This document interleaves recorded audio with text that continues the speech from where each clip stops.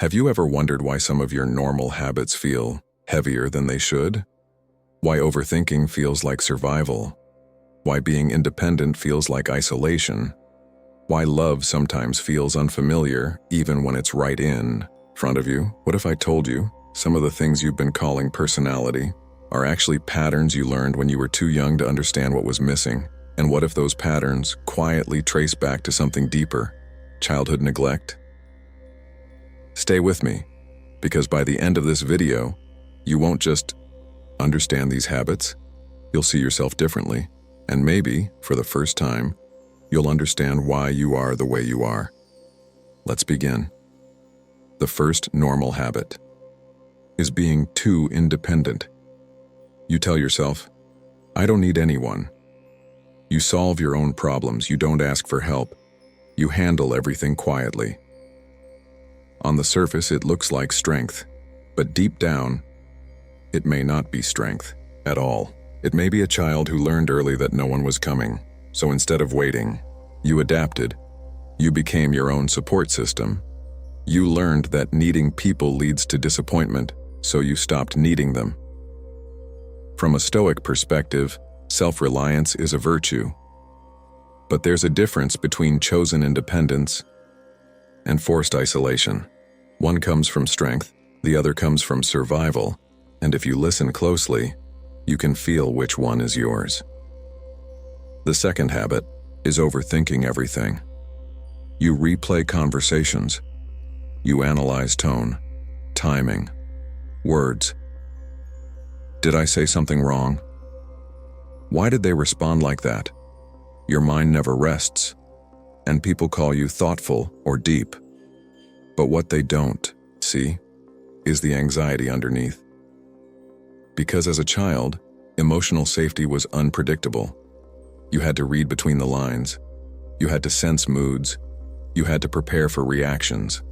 So now, your mind scans constantly, not because you want to overthink, but because you were trained to anticipate. Now, before we go deeper, if this is already hitting close to home, subscribe to the channel, because what you're about to learn won't just explain your past, it might completely change how you move forward. And trust me, the later points will connect in a way you don't expect. The third habit is feeling uncomfortable with affection. When someone gets close, you pull away, not always physically, but emotionally. Compliments feel awkward. Vulnerability feels dangerous. Love feels unfamiliar. Not because you don't want it, but because you never fully learned how to receive it. If affection was absent, inconsistent, or conditional growing up, then your nervous system doesn't recognize it as safe. So when it shows up now, you hesitate. Stoic philosophy teaches emotional control, but not emotional suppression. There's a quiet wisdom in allowing yourself to feel without being controlled by those feelings. But when you've been neglected, you don't suppress emotions because you choose to, you suppress them because you had to. The fourth habit is always trying to earn your worth.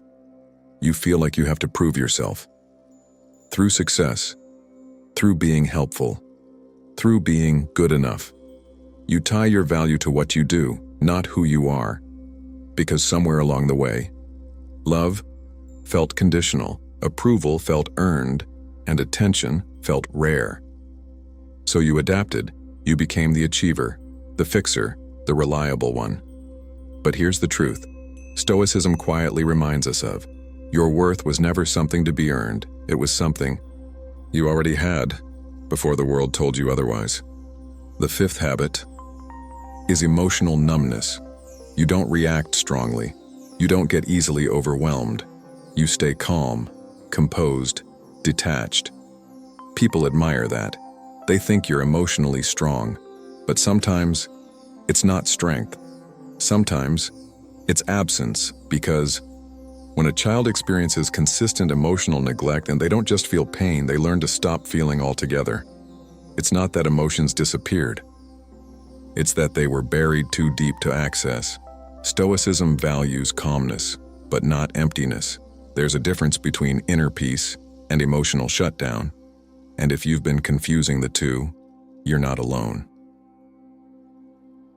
The sixth habit is difficulty trusting others.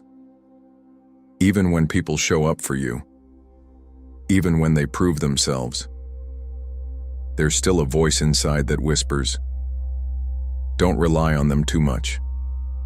Don't get too attached. Be careful." Because trust wasn't modeled as safe. It was inconsistent or broken or never really there. So now, your guard is always up.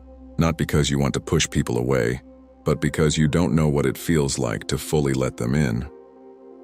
Stoics often speak about accepting what we cannot control. And here's something difficult to accept. You cannot control whether someone will stay, but you can choose whether you allow yourself to experience connection while they are there. That's the risk. And also, the reward. The seventh habit is constantly minimizing your own needs. You say things like, "It's not a big deal. I'm fine. I don't need anything," even when you do, because growing up, your needs weren't prioritized, so you learned to shrink them, to silence them, to make yourself easier to handle. And over time, you forgot how to even recognize what you need. Stoicism teaches discipline over desire, but it never teaches you to erase yourself. There's a difference between controlling your impulses and ignoring your humanity. And if you've been doing the second, it's time to question it. The eighth habit is being hyper-aware of other people's emotions. You can instantly sense when something is off. You notice small changes in tone, in energy, in behavior. You read people like a book, and it makes you a great friend, a great partner, a great listener. But here's the hidden cost. You're so focused on others that you rarely check in with yourself. Because as a child, your role may have been to keep the emotional balance, to avoid conflict, to stay safe. So now, you carry that role into every relationship. Stoicism encourages awareness, but not self-abandonment. You can understand others without losing yourself in the process. The ninth habit is feeling like an outsider, even in rooms where you belong, even around people who care about you. There's a quiet distance, a sense that you don't fully fit, that something is slightly off. This doesn't come from reality. It comes from early emotional experiences, when connection felt incomplete or inconsistent or missing altogether.